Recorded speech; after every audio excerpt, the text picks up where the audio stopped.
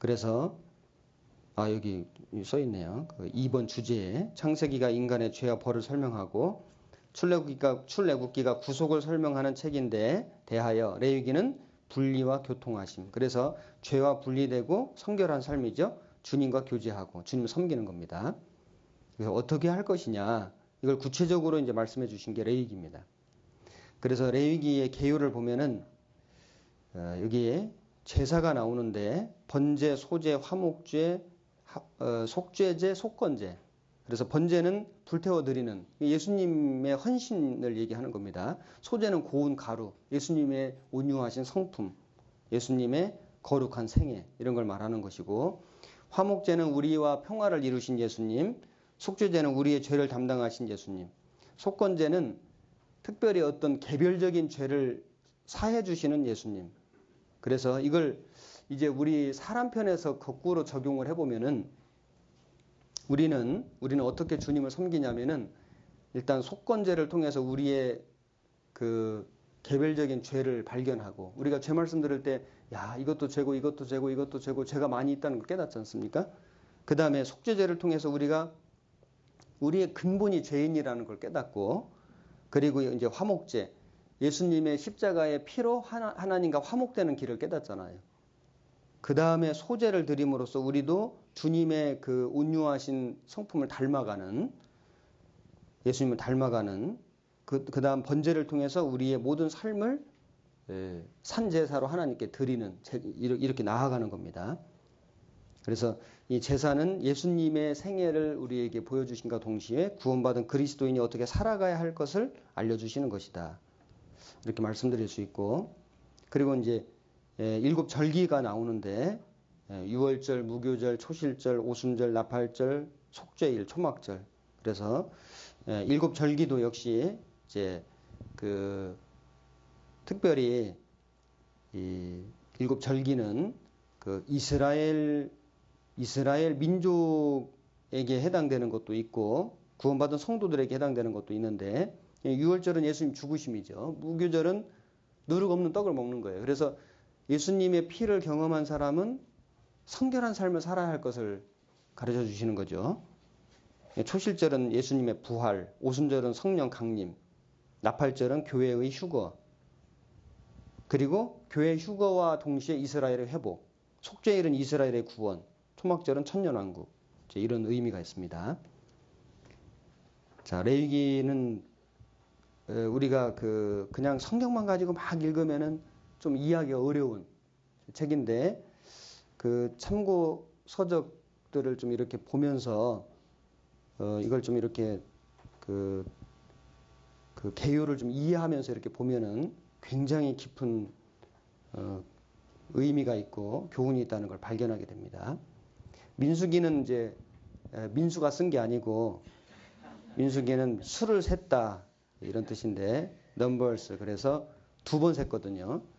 20세 이상 장정의 수를 셌는데 왜냐하면 전쟁에 나갈 수 있는 군사의 수를 센 겁니다.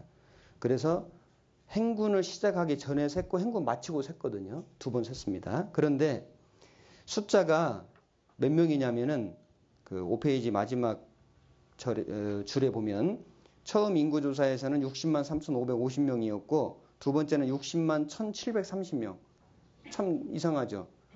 40년, 정확히 38년이 지났는데 숫자가 줄어들었거든요. 1,820명이 줄었습니다.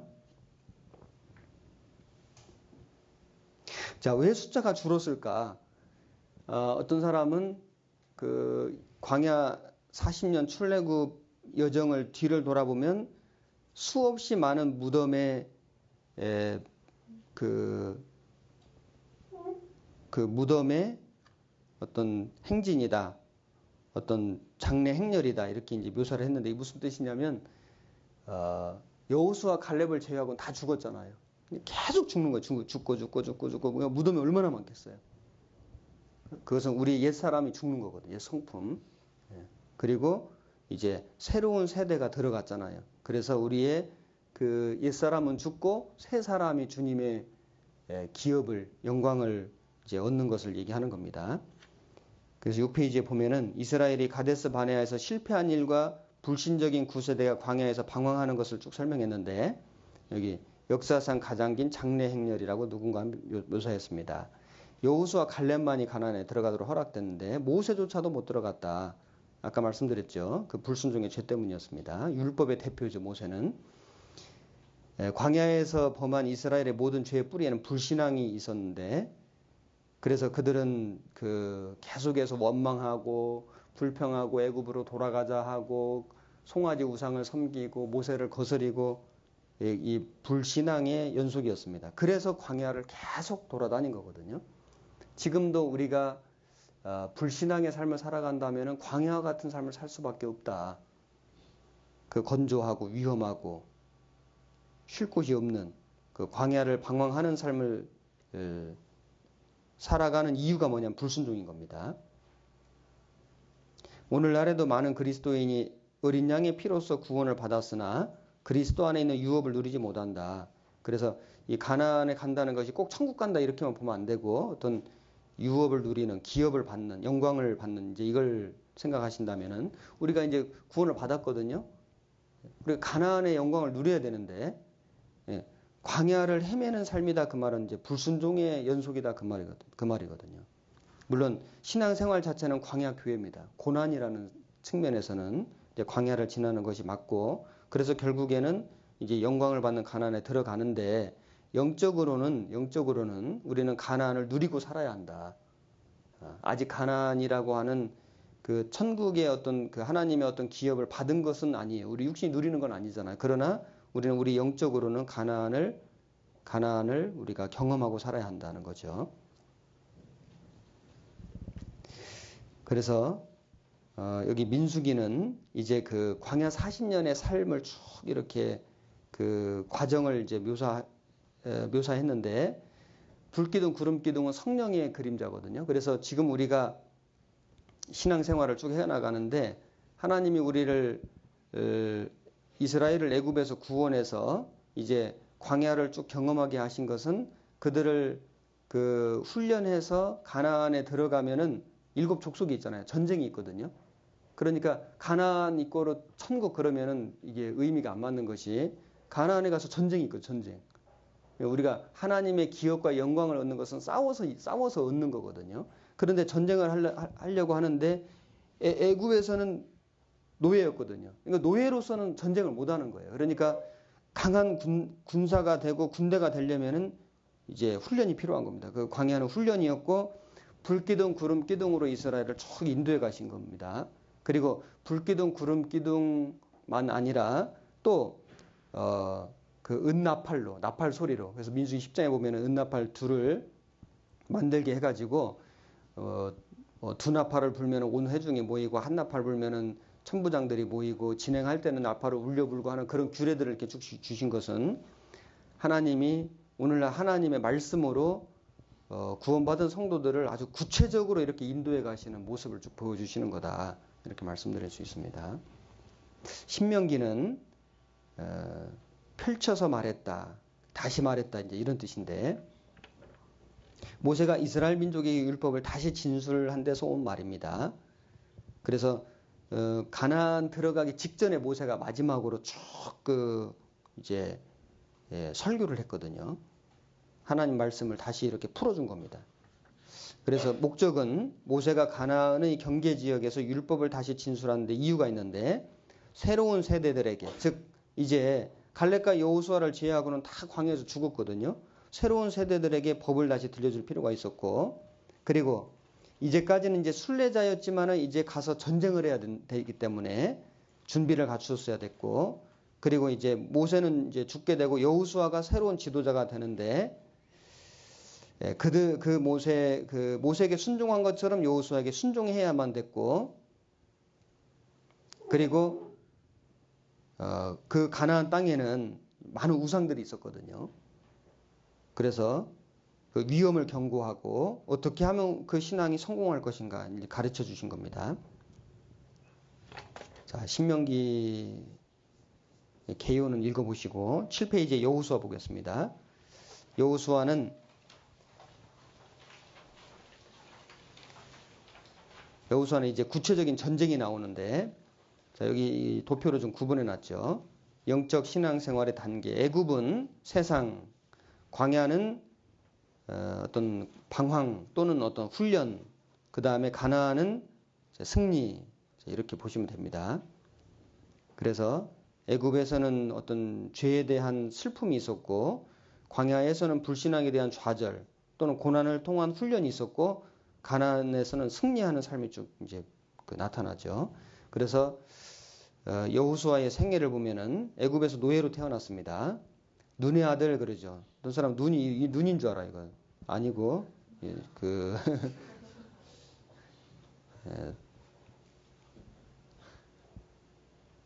에브라임 지파였습니다. 원래 구원을 의미하는 오세아, 호세아였는데 모세가 여호수아, 여호와는 구원이시다 이렇게 바꿔줬죠. 모세의 사역자, 모세를 돕는 사람으로 있었다가 이제 그 후계자가 됐습니다.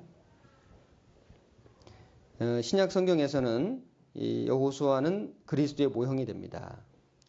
그래서 예수란 이름하고 여호수아 이름이 하나님의 구원이다 이런 같은 뜻입니다. 여호수아가 지상의 원수들을 정복한 것처럼 그리스도는 그의 죽음과 부활을 통해 모든 원수를 무찔렀고, 이스라엘을 가나안으로 데리고 간 사람 모세가 아니고 여호수아였죠. 모세는 말씀드린 것처럼 율법의 대표고, 그리고 율법은 천국에 우리를 못 데려가죠. 여호수아가 데려간 겁니다. 예수님 모형이 되죠. 그리고 여호수아가 지파들에게 이제 땅을 배분해 주잖아요. 예수님은 성도들에게 유업을 나눠 주시는 겁니다. 그래서 여호수아 계율을 보면은 일단 강을 건너는데 요단강을 건너죠. 그래서 홍해는 하나님이 모세를 통해서 갈라 주신 것을 백성들이 건넜어요. 구원의 설명이 영혼 구원. 그래서 예수님이 피로써 그 성소의 휘장이 위에서부터 아래로 찢어졌다고 돼 있죠. 누구든지 이제 하나님께 피해 없이 나아갈 수 있도록 길을 열어놓으신 겁니다. 그런데 요단강은 이제 그 제사장들이 법궤를 메고 하나님 말씀을 고난 가운데 짊어지고 발을 요단강에 집어 넣어야지 요단강이 갈라진 거 아시죠? 그래서 우리가 그 영혼의 구원은 예수님이 주신 걸 거저 받는 거지만은 어떤 생활의 구원은 우리가 하나님 말씀을 고난 가운데 실천함으로 행함으로 우리가 그 이루어가는 것이다는 것을 알 수 있습니다. 그리고 이 여호수아서를 쭉 보면은 요단강을 이제 건널 때 제사장들이 그 요단강의 그 강 가운데를 딱 가로막고 서요. 그러면 이제 백성들이 쭉 건너거든요. 이건 예수님의 모습인데, 그래서 예수님이 이제 십자가의 그 죽음의 고난을 딱 그 감수하심으로써 우리가 그 천국으로 건너갈 수 있는 길이 예비가 되는 거죠. 그리고 그 강 가운데 바닥에 있는 돌을 가지고 나와서 거기 길갈에다가 거기다가 이제 이렇게 돌을 쌓거든요. 12돌을. 그 돌은 이제 강 바닥에서 나온 겁니다. 그래서 눈에 보이는 거고, 그리고 여호수아가 제사장들이 선 곳에다가 또 돌을 쌓았거든요. 이것은 이제 이 강 가운데 있는, 강 바닥에 있는, 그래서 보이지 않거든요. 이제 물에 잠겨버리니까. 그래서 이 강에다가 쌓아놓은 돌은 예수님의 죽음, 그리고 강 밖으로 가지고 나와서 쌓아놓은 예수님 부활입니다. 예수님의 죽으심과 부활을 얘기하는 거예요. 그래서 제사장들이 정말 죽음을 각오하고 감수했기 때문에 백성들이 건넜잖아요. 예수님이 십자가에 죽으심을 감수했기 때문에 우리가 천국으로 갈 수 있는 겁니다. 그리고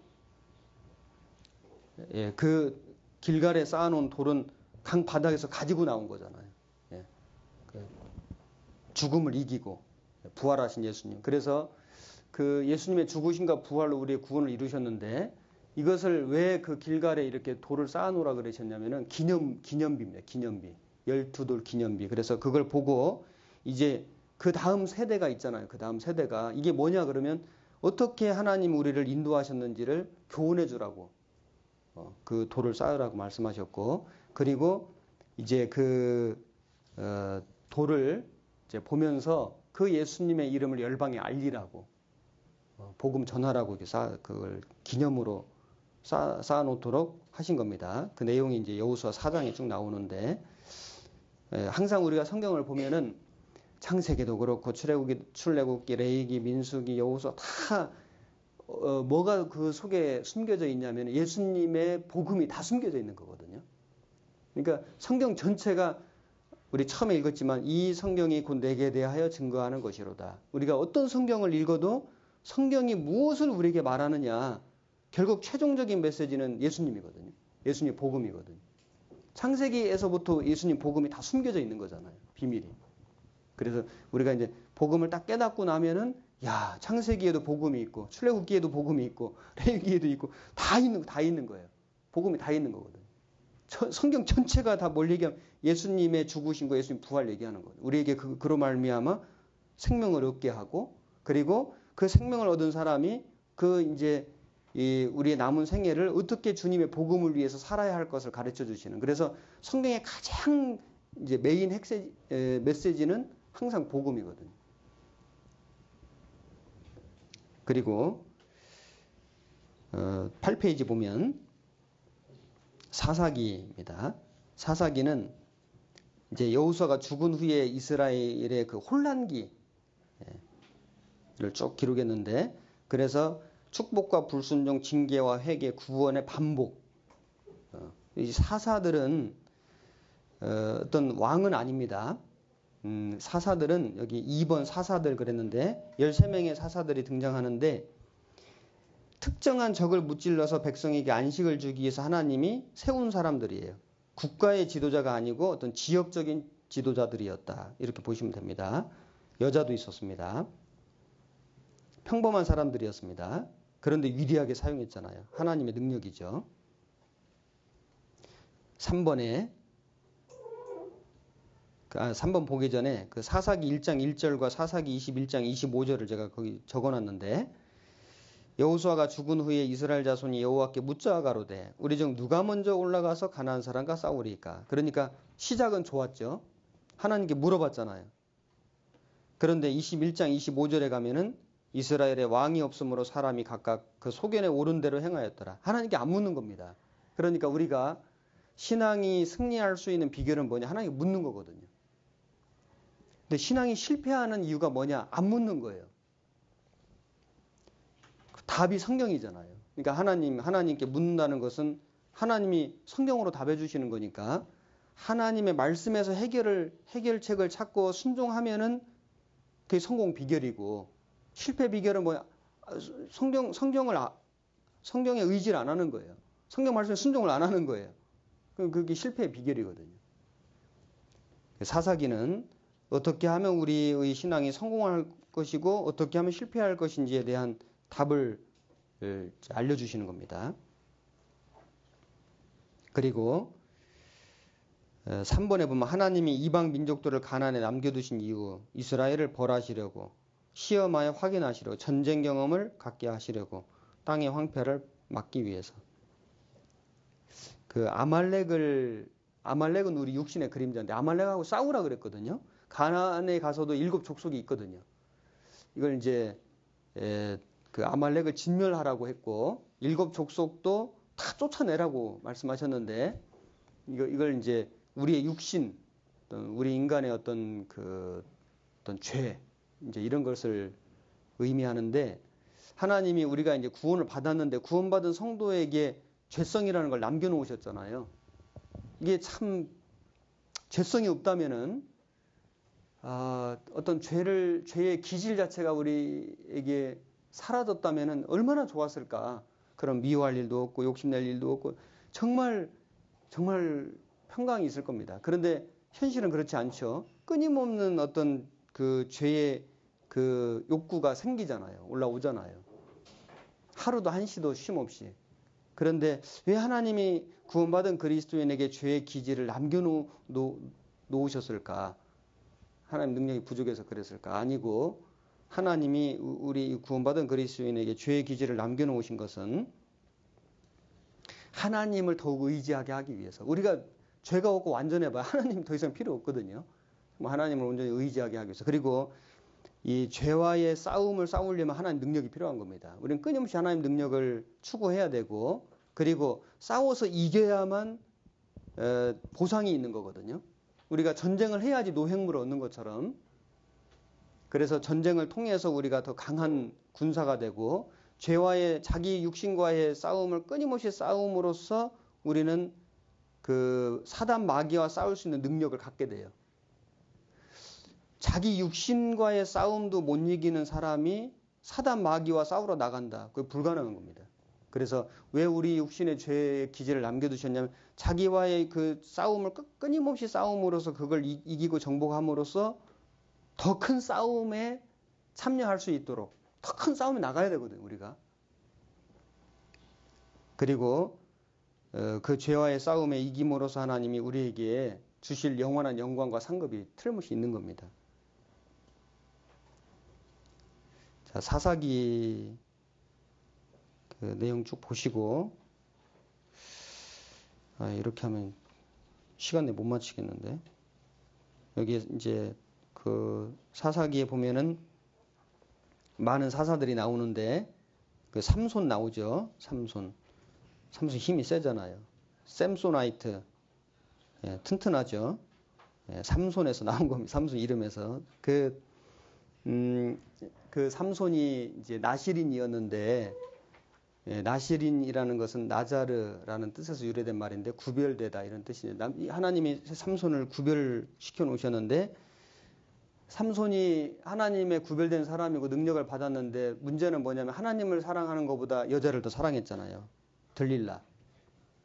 들릴라가 자꾸 이렇게 와서 들리니까, 나중에는 그 들락달락 하니까 그냥 들릴라를 사랑하는 마음이 생겼고, 나중에는 그 품에 잠이 들어버렸잖아요. 그래서 머리카락을 다 이제 그 잘렸는데, 그것도 모르고 막 힘을 쓰려는데 힘이 안 나오잖아요. 그래서 결국에는 삼손이 이제 힘을 잃고 눈이 빠졌죠. 빛을 잃고, 그리고 그 노줄에 매어가지고 자유를 잃었죠. 그리고 이제 맷돌을 돌렸죠.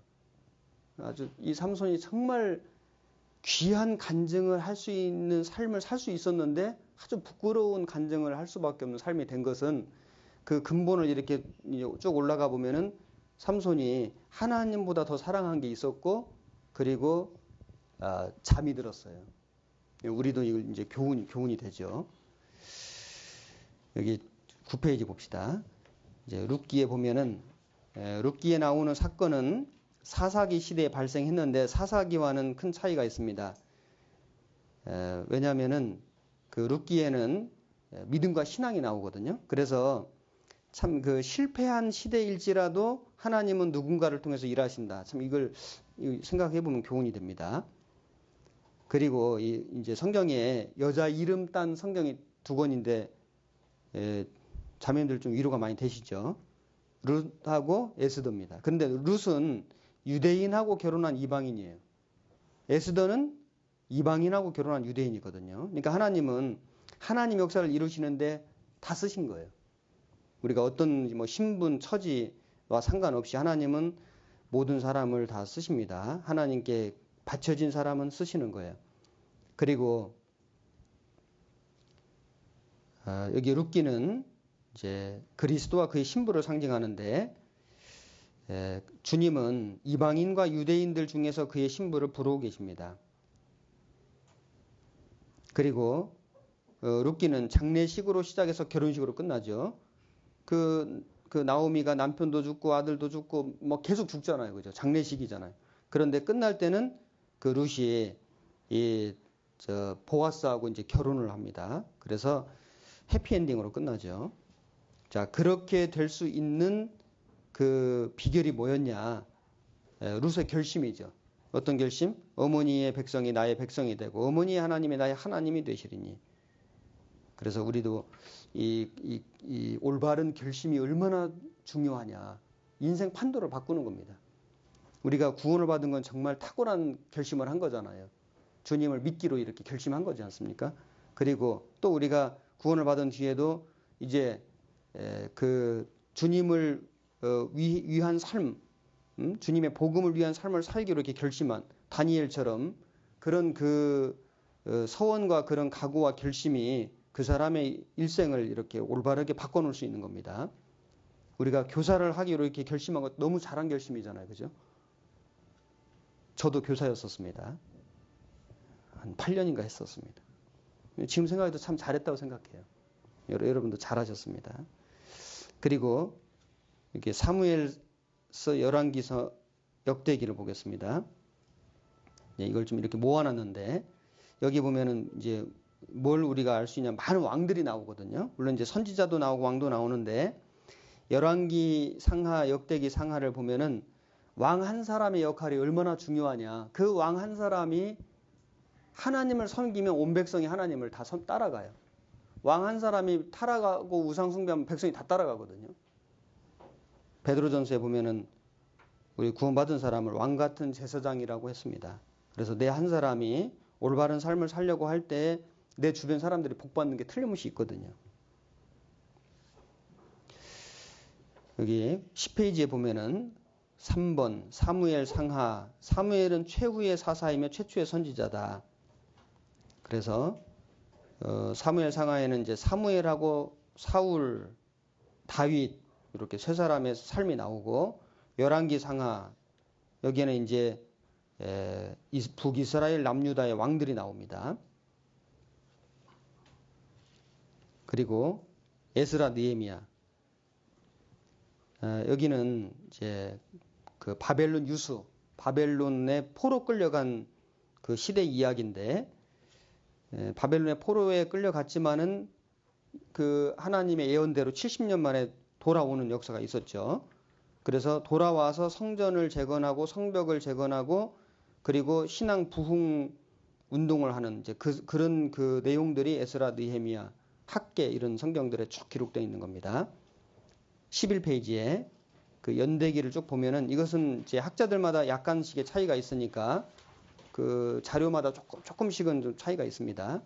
참고로 쭉 보시고, 그래서 606년에 이제 바벨론 침략으로 포로 끌려갔고 536년에 1차 포로 귀환이 있었죠. 70년 만에 귀환한 거거든요. 그리고 458년에 에스라가 2차 귀환해가지고 영적 그 부흥 운동이 있었고 445년에 느헤미야가 중심이 돼서 3차 포로 귀환해가지고 성벽을 재건하는 일이 있었습니다. 그래서 그때 당시 지도자들이 에스라, 느헤미야 이런 사람들이 있었고, 느헤미야는 술관원이었죠.